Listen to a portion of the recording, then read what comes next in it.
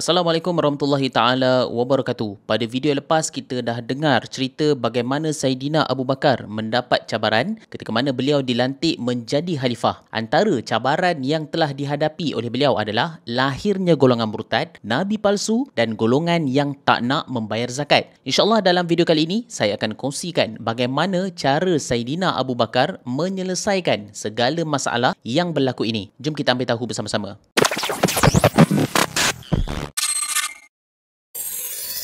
Baiklah, benda pertama yang dilakukan oleh Saidina Abu Bakar ketika mana beliau lihat banyak masalah muncul adalah membuat musyawarah atau dalam bahasa Melayu ni dipanggil sebagai bermesyuarat bersama dengan para sahabat untuk bersama-sama memutuskan apakah tindakan yang perlu dilakukan terhadap mereka yang telah sesat dari ajaran agama Islam ini. Ketika mesyuarat itu berlangsung, adalah juga di kalangan para sahabat ni yang memberi pendapat bahawa tak perlu nak lawan dengan semua bangsa Arab yang sesat waktu itu. Maknanya, bila mereka dah sesat, biarkan sahaja mereka dengan kehidupan agama yang baru. Dan ada pula di kalangan para sahabat yang cakap golongan yang tak nak membayar zakat ini tak ada alasan bagi khalifah untuk memerangi mereka. Sebabnya, mereka yang memilih untuk tak nak membayar zakat. Selagi mana mereka masih beriman dengan Allah dan Rasul. Masalahnya pelik. Kalau tak nak bayar zakat, adakah beriman dengan Allah dan Rasul?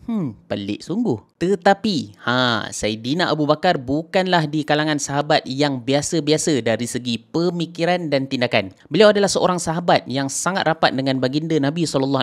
Makna katanya, segala tindakan yang bakal beliau buat selepas ketiadaan Nabi SAW juga adalah bertepatan dengan ajaran Nabi SAW walaupun Nabi tak ada waktu itu. Maka waktu inilah Saidina Abu Bakar mula membuat ijtihad dan keputusan dari perbincangan dengan para sahabat yang lain. Dengan ilmu dan acuan yang telah beliau belajar dari Nabi SAW, maka ketika inilah Saidina Abu Bakar dengan tegas dan bersumpah atas nama Allah dan Rasul bahawa dia akan memerangi semua golongan yang murtad, nabi palsu dan golongan yang tak mahu membayar zakat. Matlamat dari keputusan ini adalah untuk kembalikan ajaran Islam dari seluruh tanah Arab kepada ajaran Islam yang benar mengikut apa yang terkandung di dalam ajaran Al-Quran dan sunnah Nabi Muhammad SAW. Baiklah, buat pengetahuan anda semua, para sahabat tak ambil keputusan yang lama untuk ikut arahan dari khalifah. Mereka ni terus sokong apa yang telah diputuskan oleh Saidina Abu Bakar dan terus bersedia untuk buat persiapan bagi memerangi golongan yang murtad dan menyeleweng itu. Seluruh bangsa Arab Quraisy telah keluar bersama-sama dengan kekuatan tentera untuk membuat serangan terhadap mereka yang telah sesat. Ketika inilah Saidina Abu Bakar telah menyusun strategi dengan melantik panglima perang Arab yang handal, antaranya adalah Khalid Al-Walid, Amru bin Al-As, Ikrimah bin Abu Jahal, Syurahbi ibnu Hasanah dan lain-lain lagi. Mana katanya, pasukan yang dibentuk oleh Saidina Abu Bakar ini jika dilihat dengan mata kasar adalah pasukan tentera yang bakal menggegarkan seluruh semenanjung tanah Arab ketika itu. Okey, buat pengetahuan anda semua, antara adab-adab peperangan di dalam Islam adalah memberi peringatan terlebih dahulu kepada musuh supaya kembali kepada jalan yang benar. Maka ketika inilah Saidina Abu Bakar terlebih dahulu kirim utusan kepada semua golongan yang sesat ini supaya kembali ke jalan Allah Subhanahu Taala dan Rasulullah serta mentaati khalifah yang telah dilantik. Dalam surat yang diutus itu diserulah kembali ke jalan Islam sebenar, dan jika mereka enggan mengikut apa yang telah disebut di dalam surat itu, maka jalan terakhir adalah peperangan. Waktu itu adalah juga di kalangan yang sesat ini kembali kepada jalan Islam yang benar, dan sebilangan